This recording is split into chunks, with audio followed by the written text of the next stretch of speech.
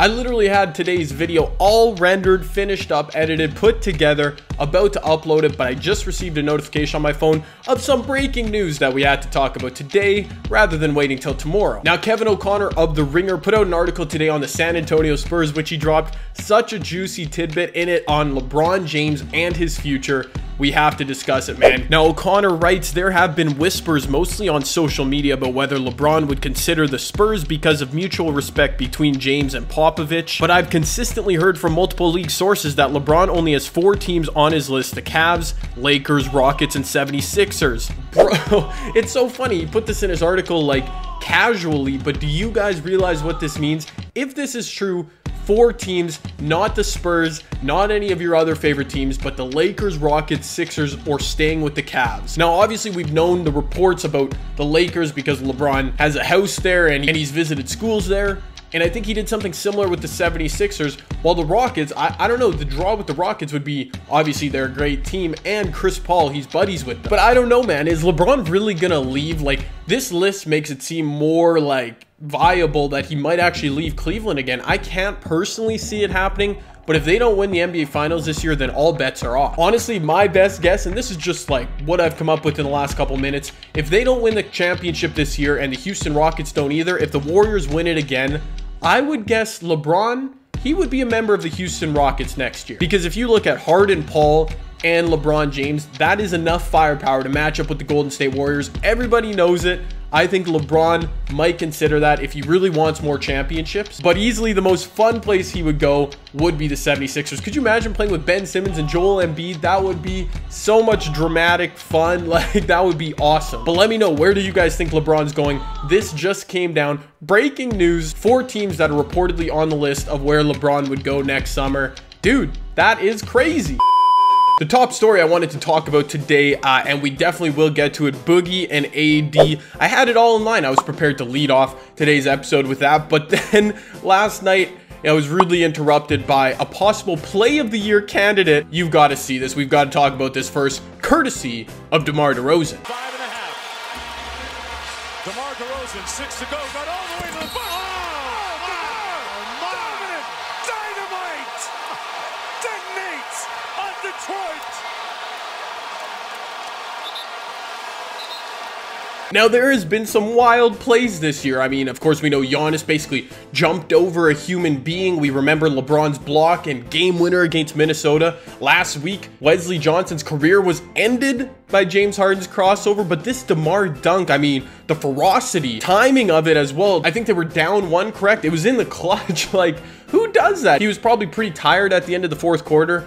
I don't know, guys. For me, that might just be the Play of the Year. It was unreal. And let me know what you guys think. Play of the Year, or if not, which one do you think was better than that DeMar dunk? Now, that wasn't the only story to come out of the Raptors game. Of course, they beat the Pistons, who are very much struggling these days. They beat them 121-119 in OT, and it actually made the Raps the first team to clinch a playoff spot in the entire NBA. And that spawns my poll question for today, which you'll find here in the video. Also, I'll show you the early results from my Twitter account, which you can also go vote on. Do you see the Raps playing in the NBA Finals this year in June? Are they going to be that team out of the East? Now, personally, like I said yesterday when talking about the Rockets Warriors, until somebody shows in the East they can beat LeBron James, I have a hard time saying, yeah, that team's going to go all the way. Like, I'm riding with LeBron until he loses, until somebody can show me otherwise. But the Raps, man, I can't sleep on them anymore. They have been playing impressive ball. Now, it's worth noting, though, I'm sorry, Raptors fans, I hate to be a bit of a downer here. If the playoffs started today, they'd be playing the Milwaukee Bucks round 1. Now, I know the Bucks have been a bit disappointing this year, but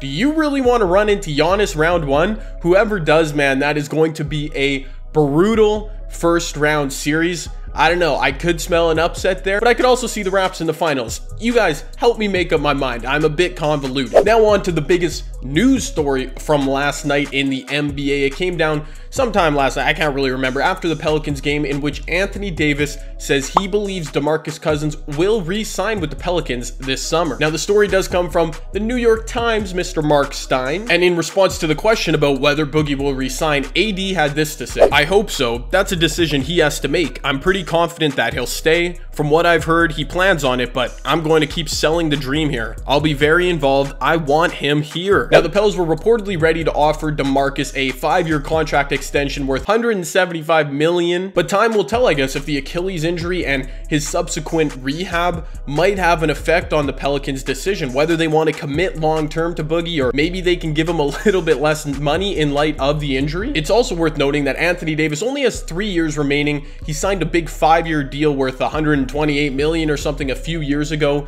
Only 3 years remaining, so maybe the Pelicans would try getting DeMarcus on a 3-year contract to line those two up and see what they've got over the next 3 seasons. Now, from my perspective, I continue to be disappointed that we're not going to see DeMarcus and Anthony Davis on the floor together come playoff times. Of course, last year they missed out on the playoffs. This year, DeMarcus is injured, but the potential for those two to be on the floor against like the Warriors in the playoffs, I don't know if they would work. I don't know if they could do damage, but it would sure be interesting. A throwback to like the 99 Spurs with Tim Duncan and David Robinson. My concern for the Pelicans, though, as much as I'd want to see that, since Boogie went down, they've been playing their best basketball of the year. They've extended their current win streak to 10 games. Anthony Davis, as I mentioned yesterday, balling out like an MVP candidate. Drew Holiday playing really well as well. I'm just saying it might make sense to cater to AD and Drew what they've got going on now by trying to add like an all-star wing scorer as opposed to that other big man like Boogie, because they play so similar, he and AD, but we all know all-star wing scorers don't just grow on trees, and that's why I guess it makes sense to bring DeMarcus back.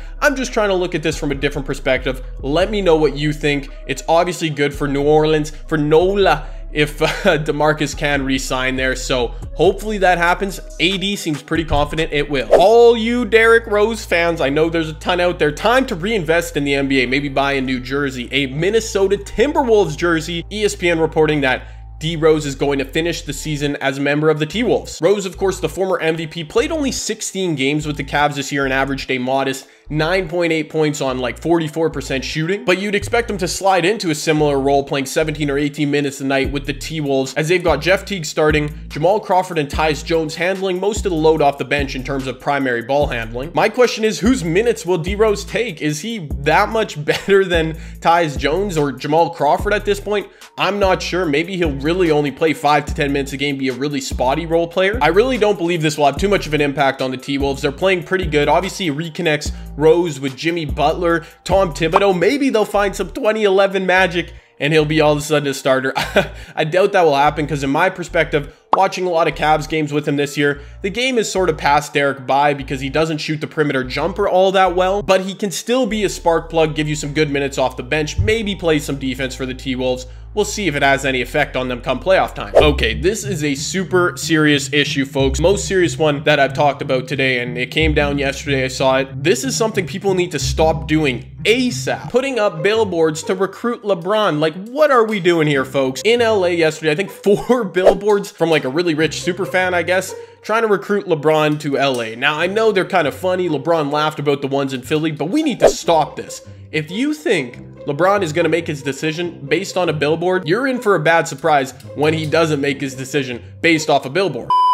And finally, in case you missed it, here are some of the headlines from last night and this morning in the NBA. LeBron James had a game-high 39 points to go along with 10 assists as his Cavs beat the Denver Nuggets 113 to 108. LeBron closed out the game with 9 consecutive points for the Cavs in the final 2 minutes, including a series of extremely tough jumpers. He was super clutch last night. Not to be outdone, Nikola Jokic on the other side posted 36 points, 13 rebounds, 6 assists on 12 of 14 shooting. What a line, unfortunately, for Jokic in a losing effort. As I mentioned, the Raps did clinch a playoff spot against Detroit, 121-119, and DeMar DeRozan, along with that dirty dunk he laid down, he put up a game-high 42 points on 16 of 28 shooting, probably the most impressive line of the night. He also dished out the game-winning assist to one Fred VanVleet. Also, Houston extended their winning streak. It's becoming like a nightly routine here. They're up to 17 games now, 110-99 win over the Bucks. Giannis actually had a game high of 30 points for Milwaukee in a losing effort, while the Pelicans, as I mentioned earlier, they extended their win streak as well, now up to